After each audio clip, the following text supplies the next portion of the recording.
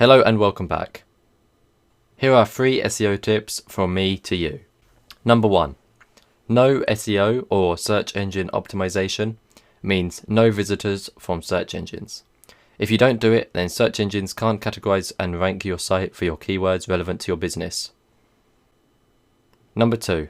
Start doing SEO right now. The longer you leave it to start, the further ahead your competitors will be and the harder it will be to rank higher than them. And finally, number 3. Both on-site and off-site SEO are required. You can't achieve good results doing one without the other. Thanks for watching, thanks for listening, and I'll see you in the next one. Goodbye.